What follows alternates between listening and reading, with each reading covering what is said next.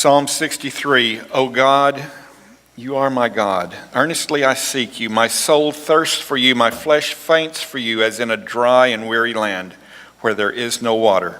So I have looked upon you in the sanctuary, beholding your power and glory. Because your steadfast love is better than life, my lips will praise you. So I will bless you as long as I live. In your name, I will lift up my hands. So we're in the midst of a series called A New Direction. And one of the phrases that Adam has put forth along with this is that destination determines direction. So allegedly there's a football game going to happen today.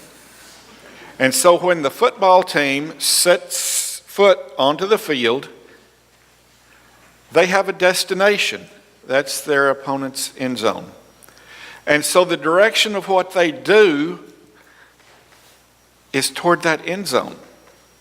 They don't want to go back toward theirs because that's not a good thing. So they are moving forward. And so their direction determines their destination. If a man at that football game watching party wants to serve the absolute best banana pudding, he makes a plan a year ahead of time to try to outbid me so that he can buy that banana pudding and have it so that he can serve. Is that right, Miss Johnny? Direction determines destination. The plan has to be in place and the operation has to be. So we look at that. I think heaven is the destination that we're all looking forward to, that each of us as Christ followers are headed for. And we as shepherds want to help lead the North Point family in ways that will lead us all to heaven, to take that path, to walk along that. So every play needs to be designed to move toward that. Billy talked about it, walking in the light, okay? We may have little hiccups. The quarterback may get thrown for a loss, but the direction is going to determine our destination. So as we as shepherds were looking at 2019 and what God's plans for North Point would be, we began by looking at our plans for past years and how those things were worked out, what our direction was, and then how that really worked out as far as a destination. Are we doing things that keep us going in the right direction?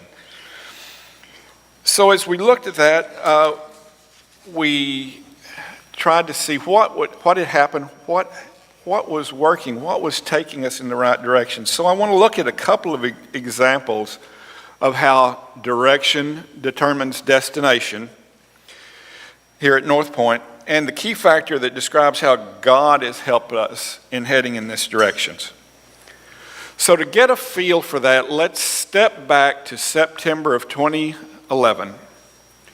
Sherry and I had just come to North Point, and our preacher had left. I don't know if it was because of me or not. The shepherds had been working on had adopted a vision statement, but it didn't have any flesh, any reality. So they tasked me to head up a group that would help put flesh to the vision, actuality. It was called Prioritizing the Vision.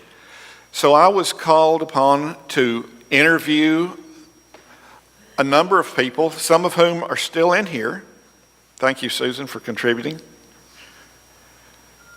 And filling out a questionnaire that told, what do you see as a priority? What can you do to help take this vision that we have? And you saw the pictures of what it has developed into with the connecting, with the reaching, with the outreach. And so we went through that, formed up the interview process and the questionnaire, and got all those things back in.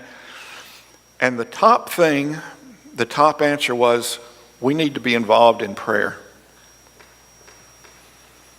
So guess what we did? We became involved in prayer. So in 2012, and then again in 2013, we did 40 days of prayer, where one person on each day shared a prayer with the whole family, and we prayed that prayer together.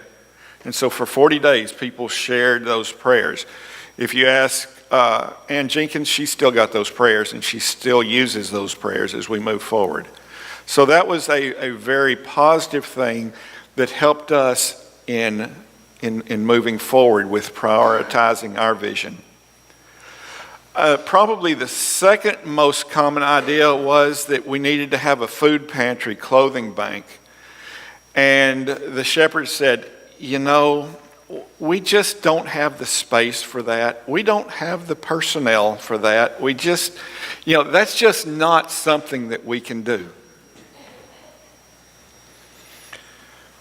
So fast forward from September of 2011 to September 15th, 2015, just to pick a day. Isn't that about the right date? So a person had been praying for an opportunity to be able to reach out into the community, to serve, to do things that would help others. Said, I can't help everybody, but I can help a few people. And so the beginnings of Five Loaves Food Pantry in September of 2015, helping 2 families that needed some food to get through a tough time.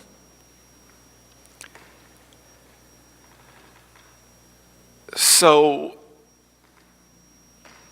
now, over the past 3.5 years, that ministry serves between 800 and 900 people a month.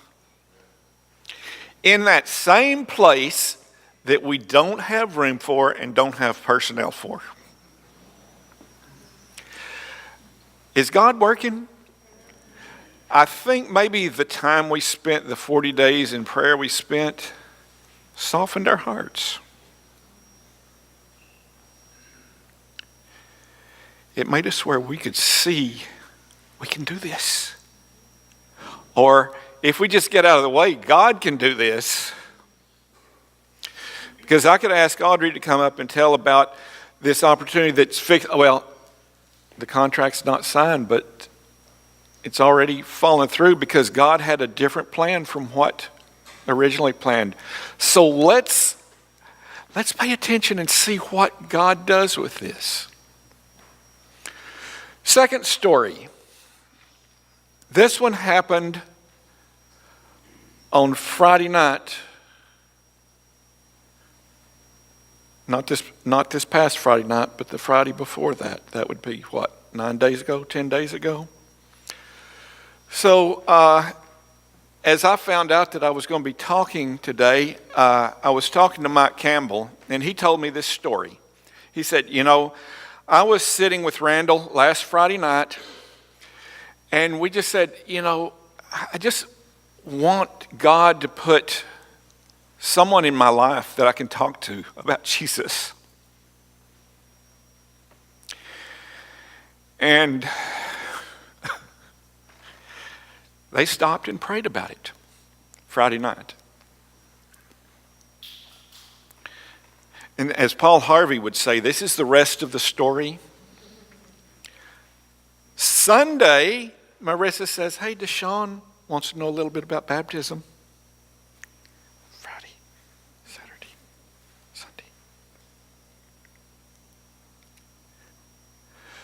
So sometimes we see God works. We see the answer to a prayer almost immediately. Sometimes it takes 3.5 years, 4 years to get to the point to where we see that answer happening. But all the time, God is working in our lives. We may not see it. We may not know what's going on. But as it is, He's constantly at work. A person wanting to know more about Jesus and the organization known as Five Loaves may have just seemed to happen, but God was working even before we could even imagine and doing more than we could even ask or think about. God had been at work preparing hearts to be ready to move in the direction He wanted them to go.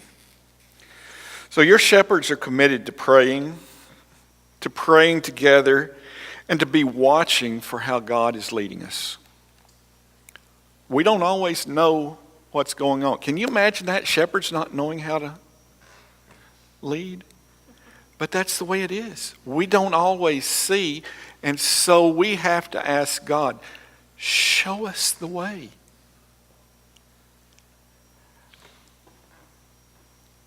And I don't want it to just be us praying for us to show us the way. I want it to be you praying for us, praying for North Point to see the way that we can move as we move into 2019 and 2020 and wherever and whenever God allows us to live. That's what we want. So what we're going to do is we're going to do a practical exercise in praying. I'm going to ask each of you to get together with a group of people and pray together. I want you to pray for the shepherds, to pray that we see how to lead. I want you to pray for opportunities to share His word with someone else, with one person. I want you to pray for Adam and his family. I want you to pray for Deanna, for Dominic, for Calvin, for Marla, for Luke, for others that may be struggling. Pray for people that are traveling. Pray for our youth. Pray for the kids that are coming back from Collide. Pray for the fundraiser next weekend. Pray for somebody not to bid on the banana pudding. Not going to happen. Let's break out into groups. Pick a group of 2 or 5 or 7, but pray with someone else so that we can each hear each other's prayer. So we'll pray together for a few minutes, then we'll come back together and close out. Let's get together in groups and pray. We praise you and we lift you up through the power of your Son. Amen. Hope that this has let you lift God up. Let's go out and have a great week of prayer and worship. You're dismissed.